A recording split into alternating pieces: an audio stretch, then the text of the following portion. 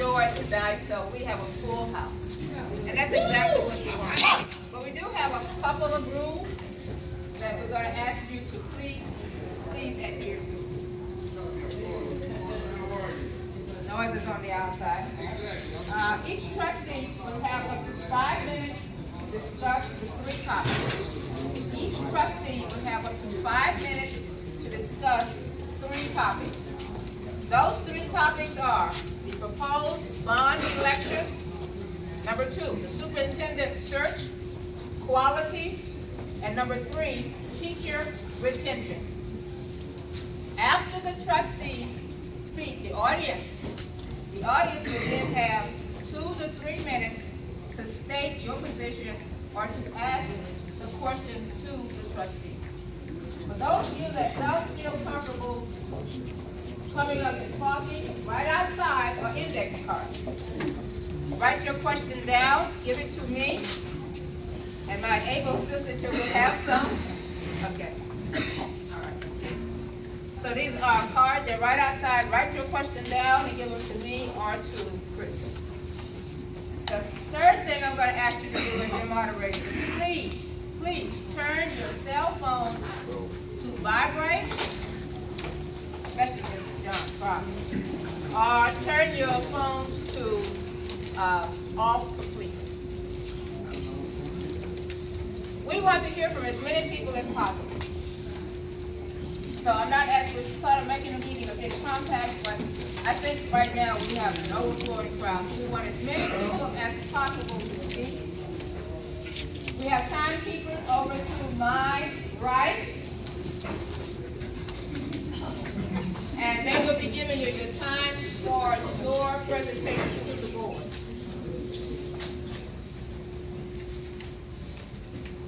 This 4 minute place, thank you. Okay, we're ready to get started. Again. People are still coming in, so we're going to get started, and we have some able-bodied people here that are here to help us. First of all, we'd like to recognize all of our elected officials and former elected officials. Would you please stand? All elected officials, all former elected officials. Please stand.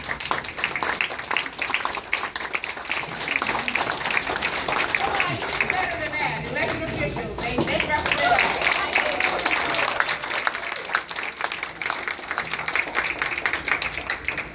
Edna Pemberton is always around. We want you to know how much we appreciate you, Ms. P, and all you do for this community. We want to recognize you and stop this ceremony.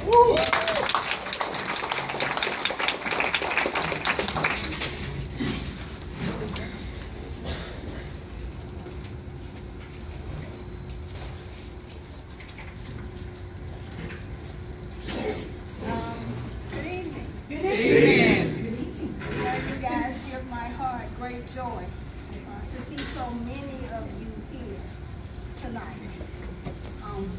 Often we hear that people don't care about what happens in Dallas ISD, and you are proof that is true. I appreciate you, and I thank you for hearing the call to come tonight. To talk about Dallas Independent School District. Can you hear me? No, ma'am. Yeah, go for it. Speak a little louder. Okay. We don't have a mic, so I'm going to try to use my church voice.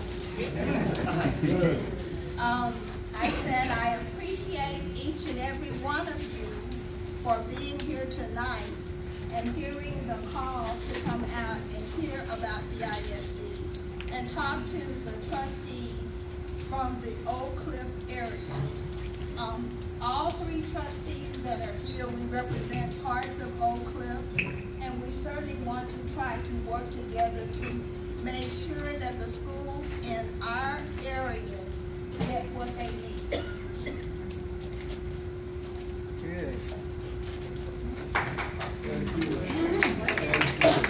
Okay, thank you, Ms. P. Now that's better. Yes. The first issue that I'm going to just spend a couple of minutes talking about is the proposed bond program. For me in District 6, currently, as proposed, I am not supporting the bond program. I'm not. Blackbird. What about Blackbird? We're not going to do that. We are going to be respectful here, whether you agree or disagree with our positions. All right. We are just not going to do that. We're better than that. Trustee Blackburn will have an opportunity to speak for himself. I cannot speak for him. I speak for Joyce Foreman. And I speak for District 6. He's in District 5. My position is that there are schools in District 6 that need work. As you know, there was a bridge plan of $137 million, where District 6 only got $3.2 million. And what I have said to the Facilities Task Force and others at the district is, we are not going to stand for that anymore. You're going to make sure that there is equity in the process, or we will fight to make sure there's no bond. Because these children in District 6 deserve the same as all children throughout the district. That's correct. As their representative and your representative, I am going to stand firm and make sure that if we support the bond, that we in fact get some of the things that we need for our schools. I have two comprehensive high schools, Carter and Kimball. I am fighting for both schools.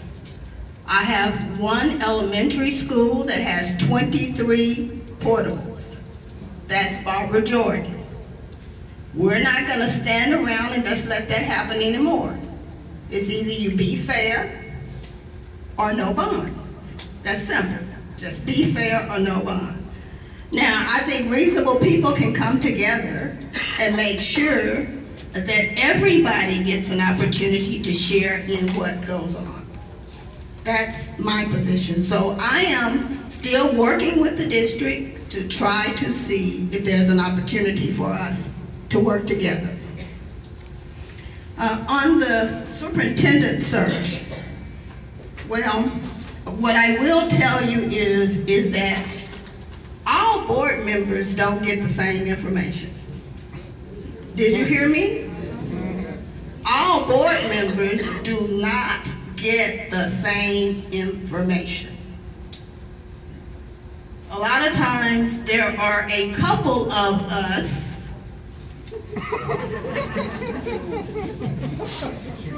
who get left out of the process.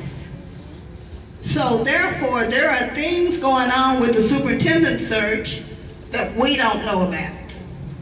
But let me tell you where I stand. I truly believe that we don't need another Mike Miles in this town.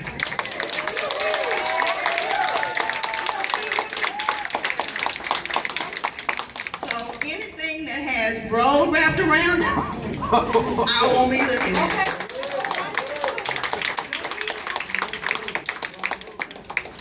I want somebody who has experience in urban education. Yes. Somebody who understands the situation of our children and that's ready to go to work immediately to make sure that our children get what they need. We don't need any more experiments. We had 3 years of those. Amen. Yes. Okay, tell me I gotta rush. And this is even more dear to my heart, and that's certainly teacher retention. We have lost so many great teachers. And principals. We cannot afford. We've got to stop the bleeding. We have got to stop the bleeding, and we've got to make sure that we have a system in place that's fair to new teachers, but it's also got to be fair to the experienced teachers. Right. current system that we have in place, the TEI for teacher evaluation, I'm not sure it's fair to our experienced teachers. And I commit to you that I'm going to continue to fight to try to make sure that I am the representative that you want to make sure those things do happen. Let's put it that way. I appreciate everyone showing out tonight. As you know, this is the second of 3 Oak Cliff community meetings.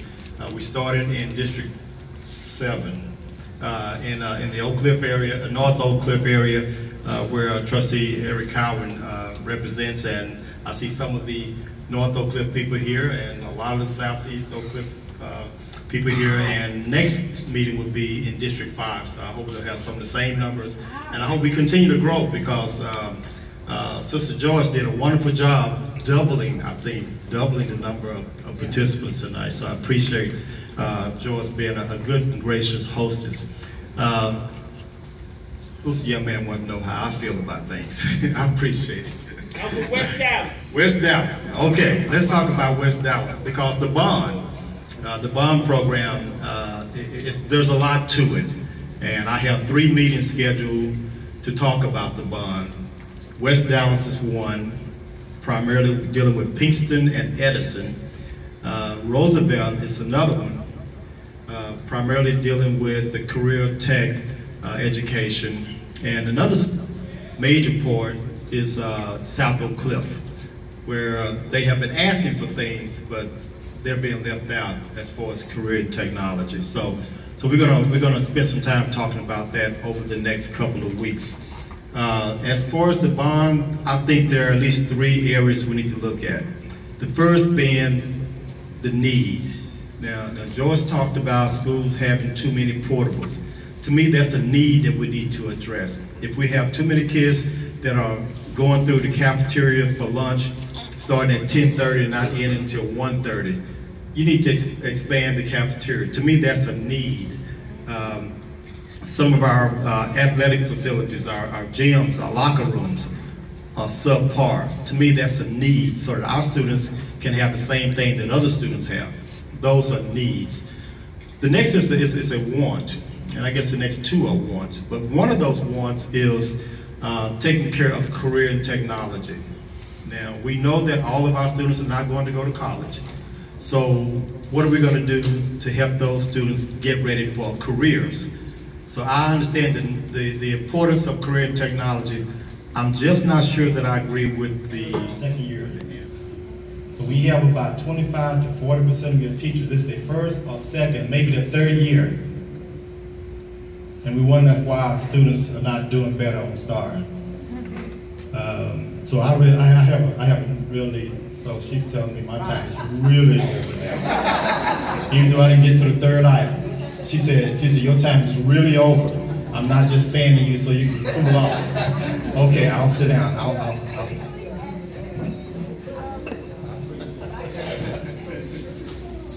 Well, good evening, and thanks for being here. Thank you, Trustee Foreman, for having us. I will, so they talked about needs of their districts. Let me talk about the timeline. The bond package itself is $1.59 billion. It's a lot of money. There are a lot of needs in our district, as they said, a lot of needs in everybody's individual trustee districts. We have until August 24th to take a vote as a board whether we're going to put the bond package in front of you as voters. Vote by August 24th, it'll be on the November ballot. If we make that decision in August, we will have more community meetings to get out and finalize, or to communicate what the final package is going to be. So expect a lot more communication from the district and from your fellow trustees. And I've charged Dr. Blackburn with setting up a task force to not only have multiple trustee meetings, but individual trustee meetings in several parts of towns and with different groups. If we decide not to move forward with a November election, then that's going to push a couple of dominoes down the track. So we have, our next opportunity will be May. So if we don't take this opportunity in November, then we will need to regroup and talk about what we're going to do about a superintendent. couple of trustees have expressed to me that they don't want to mix the two topics. They want to focus on one or the other and stay focused on what we need to do as a group. So if we don't have a bond election in November, or let's say we do have a bond election in November, then we'll start focusing on selecting the next superintendent. If we don't have a bond election in November and push it to May, then we will have conversations about what to do with our interim superintendent, Dr. Hinojosa. I would expect that we will also have a lot of community meetings about hearing what you would like in the next superintendent. We are in a very fortunate position to have Dr. Hinojosa here. He's been here for 6 years, you may remember. Then we had Alan King as an interim, and then Mike Miles. So he knows the city. He knows most of the board. He's worked with most of the board, and he knows our district. So we're in a very fortunate position to have such a strong interim. What we need to decide as a group is whether we want to move forward with Dr. Hinojosa or go out in another, I won't say nationwide, maybe stay statewide search and see who would be willing to serve as our superintendent. We're in no rush, despite what you might hear. We're going to have a couple of conversations as a board as we move forward, not only about what we want as a superintendent, but who we want to be as a district. And we haven't had that conversation in a while. We have a vision statement, we have a mission statement, we know what direction we want to go in. I think it's time now that we're in this transition to talk about who we are and what we want to be as a district. We had a plan brought forth by our previous superintendent. It's time to analyze where we are, analyze that plan, see what's working, talk about what's not. If it's not working, fix it. If we can't fix it, get rid of it. But those are the conversations we need to have as a board and with the administration, with the interim superintendent, and with some good administrators that we still have on board. Teacher retention. So you may have seen in the paper, I think it was Tom L's article, maybe Matt's, about the percentage of new teachers we have in the district. They're here. Here's what I think we need to do, not only with our young teachers, but our veterans. Treat them better, obviously. But we need to develop them, train them. We have a bunch of new teachers who may not know how to manage a classroom as good as veterans, so let's spend some time and develop and train our new teachers so they stick around and stay with our district a long time. So, thank you. Thank you very much. Let's give them a big, all of them, a big round. I would like to see more meetings with you in the community in regards to more Spanish-speaking parents. I know you came to Sunset, and as you saw, that there were a lot of Spanish-speaking people. I don't believe that the community at this time you haven't been as involved in the Spanish community or with the parents. I know that you're really involved at Rosemont, and that's great. But if you could spread that out a little bit more throughout the district, and I'd be more than willing to help you. So I'd like for you to do that. Number two, for all of you, I would like for you to get the parents, one way to get parents involved is for y'all to support PTA and PTSA. Become a member of the PTAs. Not just of where your children are, but all the PTAs probably in your school. I know it's only $10 or $9, but we'd invite you to come to Sunset and become a part of our PTA and come and visit our schools, okay? The other one is more support for after-school programs. Some of our children don't have where to go after school. They need access to computers because not all of them have them. And the other thing is for pre-K. I would like to see pre-K, and this, I'll give you an example. My grandchild cannot go to Rosemont because it's full, and pre-K can go anywhere they want, and I don't think that's right. That's my opinion. Doesn't mean it's right, but that's just my opinion. So we just like you to be a little more involved. I know you're real busy, but hey, it's part of the job. Thank you. Thank you very much. Trustee? I welcome your offer to get out and help me be more involved. That think I'm not involved enough.